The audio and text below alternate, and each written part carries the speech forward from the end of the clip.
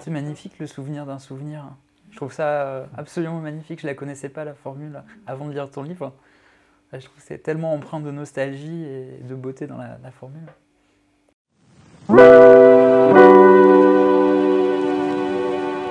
Moi, il y a eu le titre, il est venu assez tard, mais après il s'est imposé comme une forme d'évidence, mourir avant que d'apparaître, qui, pour les résonances, même si Genet donne un sens différent dans le poème à cette formule, l'histoire tragique d'Abdallah lui donne une résonance à cette formule qui me semblait intéressante pour le livre.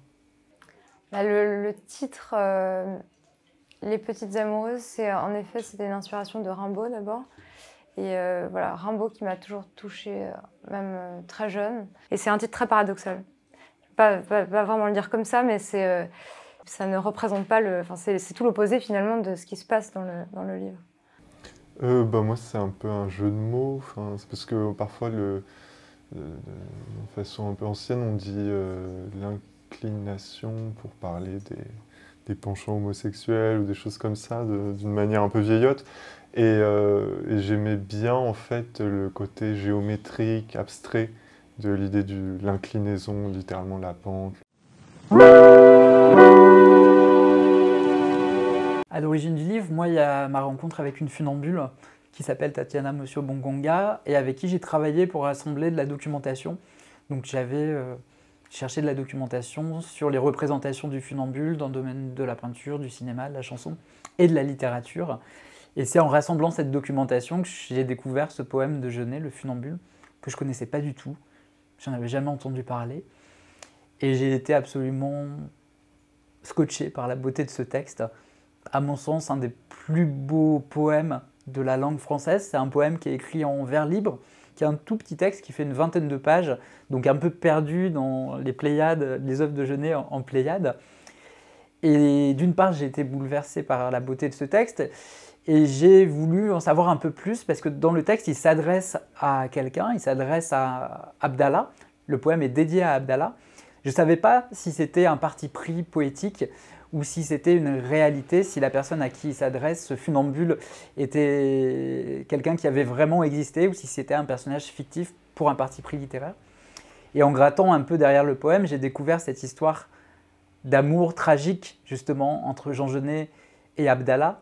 Et après, ce poème qui m'a bouleversé, c'est la figure d'Abdallah, l'Abdallah Ben Taga bien réel. Et il reste quasiment rien d'Abdallah, si ce n'est ce prénom.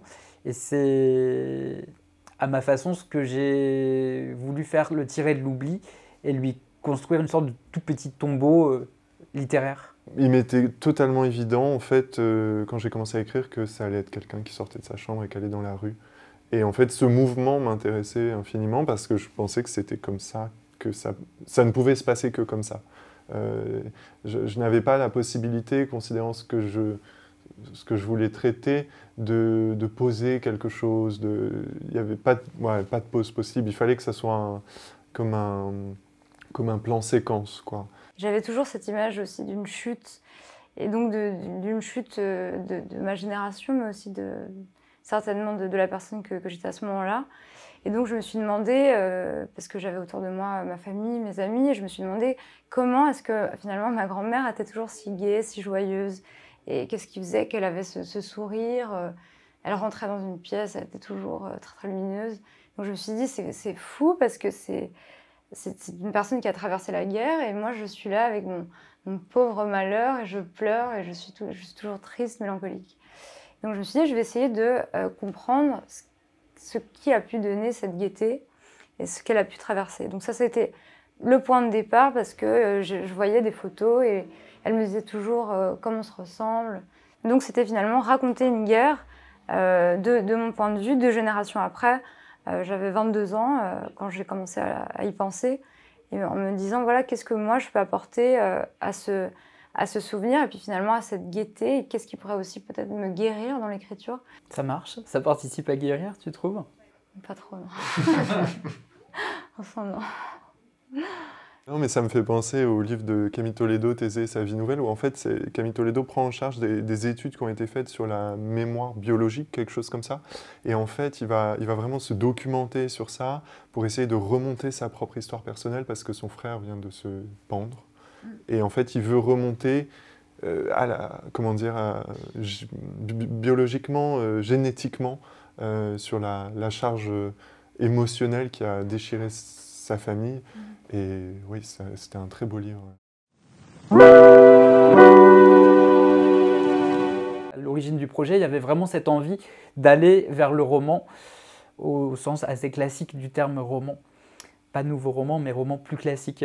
Et donc, c'est le premier point à l'origine de ce projet. L'autre point, c'est la découverte de cette histoire d'amour entre Jean Genet et Abdallah Bentaga, qui m'a semblé bouleversante au point que j'ai eu envie de la raconter, et de la rencontrer d'une certaine façon. Les lapsus, décidément, ils sont toujours révélateurs. J'avais l'intuition aussi qu'à travers cette histoire, même si tous les curseurs sont poussés à l'extrême, puisque tout le monde n'est pas funambule, puisque tout le monde ne met pas fin à ses jours, même si tout est poussé à l'extrême, ça résonnait avec les histoires d'amour, quelles qu'elles soient d'ailleurs homosexuelles ou hétérosexuelles, la question de savoir ce qu'on est prêt à faire pour l'autre, jusqu'où on est prêt à aller, ce qu'on est prêt à accepter, ce qu'on est prêt à tenter, ce que peut-être on va refuser, au point de perdre l'autre ou de se perdre soi-même. J'avais l'intuition qu'à travers cette histoire, il y avait ces autres histoires d'amour qui pouvaient, en toile de fond, émerger. Et c'est aussi porté par ça que j'ai voulu écrire le roman. Moi, ce que je trouve éclairant dans ton livre est vraiment, comme ça, le sujet vraiment universel, je trouve, c'est combien l'autre nous écrit en nous aimant. Tu sais, combien l'autre nous propose, en fait, à nous-mêmes par l'amour. Et on sent ça, et enfin bon, je ne vais pas trop en dire sur la fin du livre, mais que c'est ça l'enjeu, quoi. Oui, parce qu'on se construit en permanence à travers le regard de l'autre. La plupart des gens, je pense. Oui, oui. Et ouais, comme ça, et qu'il y a un scénario qui est proposé par la personne qui nous aime pour advenir à nous-mêmes selon ses conditions. Ça, je trouve que je trouve vraiment passionnant dans ton roman.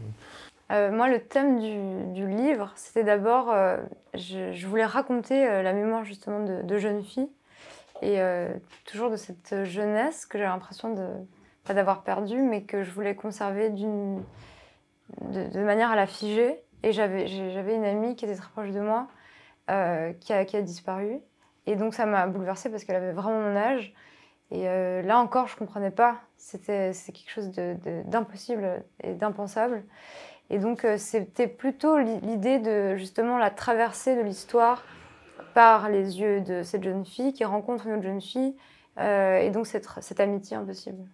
Et donc, c'était l'idée de les fixer, de les figer, parce que j'ai toujours peur du temps qui passe. Et d'ailleurs, j'écris tout le temps des carnets, comme si j'oubliais les choses finalement. Donc, c'est un peu de laisser des pierres, comme le petit Pousset fait. Voilà. En fait, je dirais que ce qui conduit le texte, c'est effectivement le refus d'une certaine forme de littérature et le refus aussi d'un monde, d'une époque. Mais l'idée était que, quand même, par la forme, on se mette en quête de quelque chose de sérieux et qui est derrière quand même quelque chose qui se passe et que ce ne soit pas simplement comme ça un incendie où on laisse rien derrière. Et donc, c'est vrai que le texte ne cesse de se retourner sur lui-même, en tout cas... c'est comme ça que je l'ai écrit, pour chercher des indices, des possibilités de forme ultérieurement. Et donc, en cela, oui, il y a une sorte de recherche de la beauté, oui, même d'une forme d'éthique esthétique. Moi, c'est les écrivains qui m'ont inspiré. J'ai essayé d'y réfléchir et je crois qu'il y a Camus avec L'étranger, qu'il y a Émile Ajar aussi avec La vie devant soi qui a été très importante, et Les souris et des hommes, Des souris et des hommes de Steinbeck.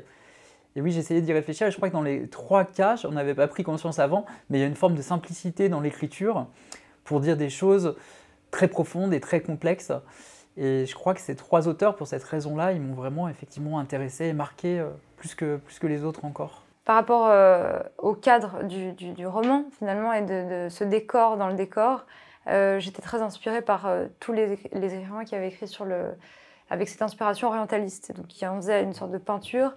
Et donc c'est là où j'ai vraiment été puisée dans ce qu'ils avaient pu écrire et décrire de tous ces quartiers en Orient, rêver en fait. Et puis il y avait aussi quelque chose de l'imaginaire, même des peintres, Delacroix, Ingres, qui en faisaient des choses assez magiques finalement et très belles. Et mon envie, ça a été de déconstruire finalement ça pour montrer que derrière ce côté carton-pâte, il y avait des vies, il y avait des jeunes filles, donc c'est les filles du quartier de Bousbir, qui étaient là et qui ne rentraient pas chez elles à la fin du film, parce qu'il y avait aussi beaucoup de films. Et donc voilà, c'était une manière de mettre en abîme finalement ce qui avait été fait avec ce mouvement-là. De ma lecture du livre de Clara, c'est vrai qu'il y a énormément de peintures qui nous viennent. Effectivement, Delacroix semble présent sans cesse. Surtout effectivement les scènes de Bousbir, les chambres. Il y a même une disposition de la lumière. C'est vrai que j'avais des tableaux vraiment qui étaient presque justement des cartes postales devant moi pour rentrer dans le décor et puis pour essayer justement de monter les marches comme ça avec ces odeurs. Et je crois que j'ai pioché dans n'importe quoi. Par exemple, j'avais un livre sur les parfums et j'essayais de mettre des touches dans le récit de différentes choses, voilà, justement qui n'avaient peut-être rien à voir en fait avec l'écriture au départ. En fait, j'ai passé énormément de temps avec Mishima. Moi, j'aime bien ça, devenir fou et tout lire comme ça sans s'arrêter. Par rapport la Confession d'Hermas a quand même été vraiment déclencheur parce que c'est quand même très proche des sujets de mon livre. Après, honnêtement, je crois qu'un de mes deux préférés, c'est Le Petit, Le Soleil et l'Acier, qui est un journal sur la musculation, qui est fantastique. Et Les Amours Impossibles aussi, qui est un livre un peu proustien, très kitsch, qui m'a... En fait, j'ai beaucoup aimé c'est Les Amours Impossibles parce qu'il y a justement ce kitsch que Mishima s'autorise à chaque page. Et j'aime bien ça.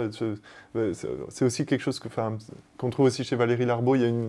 C'est des gens qui nous apprennent qu'il ne faut rien s'interdire. Hein. Il n'y a pas de règle établie. Et nous, en tant que lecteurs, quand on lit ce genre d'écrivain, on découvre qu'au-delà du jugement de « oh, il en fait un peu trop » ou oh, c'est presque illisible, en fait, on découvre un plaisir de les lire et comment dire, il y a une sorte presque, j'ai envie de dire, de libido chez eux qu'on se trouve à comprendre, à prendre en sympathie, quoi. Ouais.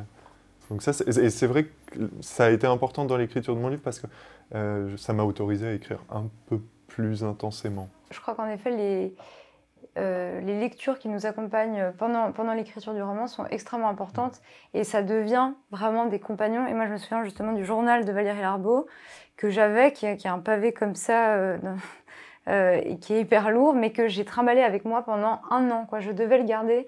Et toutes les lectures comme ça qui nourrissaient et le décor et les personnages, j'en avais une valise. Et j'ai traîné ma valise vraiment pendant 1 an. Tout le monde riait. Mais voilà, je pense que ça devient vraiment des compagnons et que on peut pas enfin, moi, je ne pouvais plus m'en passer. Et en effet, c'est obsessionnel, fou. Mais c'est aussi ça, la beauté de s'entourer. Moi, comme ça tourne autour de Jean Genet, il y avait bien sûr les biographies de Genet. Et il y en a qui sont très grosses, donc ma valise, elle était lourde aussi. Et pour ce projet-là, pour ce roman-là, effectivement, il y avait tout l'univers de Genet qui était important et dans lequel je me suis plongée pour ce texte-là. Après, sur les textes précédents, moi j'étais peut-être plus autour de l'univers d'Antonin Artaud, par exemple, qui m'avait marqué, mais moins pour ce livre-là. Donc ça dépend effectivement des moments et des projets sur lesquels on travaille, et c'est pas toujours les mêmes auteurs qui sont là comme des fantômes un peu qui nous accompagnent. Ouais. Et je pense qu'effectivement, on lit aussi les livres, j'ai l'impression, en tous les cas dans mon cas, j'ai l'impression de lire les livres à la lumière de ce que j'écris aussi et que je les aurais lus différemment si mes projets d'écriture étaient différents à tel ou tel moment. Et de trouver des échos ou des idées ou des fulgurances dans les textes auxquels j'aurais pas forcément été sensible sur un autre projet d'écriture que celui sur lequel je travaille à tel ou tel moment. Et s'interdire aussi. Moi j'ai l'impression que je m'interdis de lire beaucoup de choses qui n'ont pas de rapport direct avec ce que j'écris. Oui, où je vois pas un écho, où je ne ressens pas. Il faut pas non plus être trop proche. C'est pas un livre, mais il y a eu un film de Nico Papatakis qui a été fait sur l'histoire que j'évoque moi dans le roman, donc entre Jean Genet l'écrivain et Abdallah Bentaga, le funambule. Et je l'avais vu au moment de la phase de recherche de mon travail, mais je m'étais interdit de le revoir justement, parce que je ne voulais pas être influencé trop par son regard. Et je l'ai finalement beaucoup oublié. Et je saurais très mal en parler aujourd'hui, mais c'était tout à fait volontaire justement de ne pas le revoir pour pas avoir de court-circuitage. Donc là, dans l'autre sens pour le coup. Ben oui, dans quelle mesure on se donne, parce que je pense qu'il y a pas mal de personnes qui s'identifient vraiment à leur narrateur ou alors à leur personnage. Et je crois aussi qu'il y a vraiment une part de fiction et de roman, et c'est ça aussi la littérature, c'est justement cette part complètement imaginaire où là on donne des bouts comme ça de nous, mais que finalement c'est quand même assez, ça peut être assez éloigné de ce qu'on est. Donc je crois que c'est aussi une question de mesure en fait des personnages. Et puis c'est déformé aussi, c'est ingurgité et c'est utilisé différemment, je pense souvent. C'est pas forcément l'anecdote telle qu'elle s'est passée qui est racontée dans le livre, mais ça peut être... ouais, c'est transformé souvent, je crois. Oui, c'est peut-être quelque chose de très intériorisé, mais qui se développe sous forme de justement une sensation ou quelque chose, un trait de caractère chez un personnage. Oui, vraiment, je crois. Oui, moi je crois à ça. Je crois aux endroits aussi. Enfin, moi, j'ai écrit sur l'Espagne balnéaire, n'y ayant pourtant pas mis les pieds depuis presque 10 ans. En fait, c'est juste des souvenirs d'enfance. Et l'importance l'importance de ces lieux, le sentiment, l'analyse, ce qu'il y a de romanesque dans ces lieux est totalement dû à l'enfance. Non, j'ai l'impression que c'est très recomposé comme ça. En fait, l'erreur peut-être qu'on a de faire parfois quand on lit les auteurs, moi je sais, c'est qu'on a tendance à croire que l'enchaînement, c'est eux. Alors qu'en fait, c'est tout l'inverse. C'est-à-dire l'enchaînement, c'est la fiction, et c'est le détail qui est eux, nous. Moi, je trouve que la littérature, elle est intéressante, car elle offre aussi la possibilité de se mettre à la place de quelqu'un d'autre, quelqu'un qui n'est pas nous, justement. Moi, c'est plus ça que je cherche à explorer, d'essayer de vivre et de faire vivre la vie de quelqu'un d'autre, plutôt que ma propre vie, qui est d'ailleurs infiniment plus banale que la vie vécue par Abdallah et Jean Genet dans le livre. Oui, terriblement. Est-ce que t'en sais? Non, que ma vie est terriblement banale. Ma vie l'est, c'est moi qui l'ai dit. Moi, il y avait un titre qui me marquait pendant l'écriture de ça, c'était le titre de Tadeusz Koslowski, qui est « Vie rêvée ». Et je crois que c'est aussi ça, l'écriture, c'est rêver sa vie comme on l'aimerait, et écrire sa vie rêvée. Je pense que c'est une expérience éthique. Enfin, c'est la littérature, enfin le roman, moi ça m'a intéressé parce que c'est une expérience éthique du déplacement de soi. Et oui, non, pour ma part, si je suis vraiment pas du tout le narrateur sur des tas de points, ce fut une expérience éthique pour moi que d'imaginer la vie d'une personne aussi violente. Rien que ça, je veux dire, la question du mal en littérature, pour l'écrivain comme pour le lecteur, me semble vraiment passionnante et essentielle.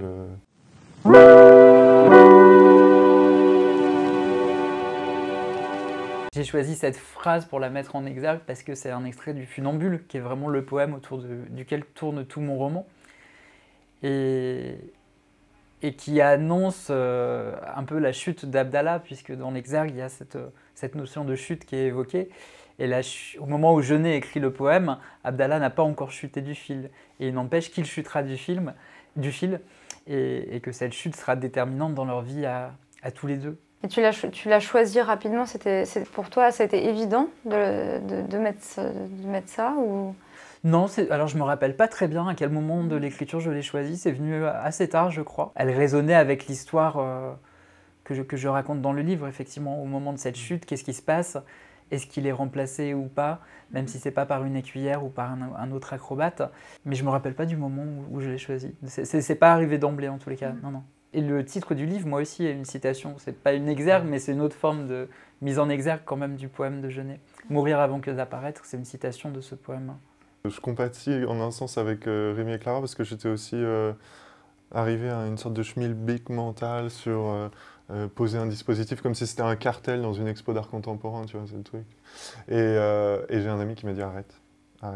Prends un truc qui t'est cher, qui est intime, quelque chose qui vraiment presque un joujou d'enfance comme ça. Et donc, moi, j'ai mis, je me sens un peu moins seul de la Place de l'Étoile parce que c'est vrai que la Place de l'Étoile, c'est le premier roman de Patrick Modiano et c'est un roman très particulier qui ressemble vraiment à aucun de ses autres, dans lequel il se joue de la littérature antisémite en la pastichant et en jouant presque un jeu trouble à être un juif antisémite. Bah, l'exergue, ça a été pour moi quelque chose d'assez long parce que j'en ai trouvé beaucoup que je voulais mettre. Et la première, je me rappelle que c'était quelque chose qui était tiré de La Tempête de Shakespeare. Et donc c'était l'idée de l'enfant qui se réveille sur une île et qui pleure, je crois, devant la beauté, qui rêve toujours de pleurer devant cette beauté et de rester enfant. Ensuite, je l'ai enlevée. C'est celle-là qui a été mise parce que c'est tiré du miroir du Café Marquesi, donc de Valérie Larbaud. Et c'est en fait le narrateur, l'écrivain qui regarde, qui essaye de voir un reflet dans un miroir. Et sur une table, il voit des inscriptions de quelqu'un d'oublié qui, justement, en regardant autour de lui, réapparaissent. Et donc c'était cette idée du miroir flou, du temps, qui fait réapparaître dans des eaux assez troubles le souvenir de personnages ou de gens aimés.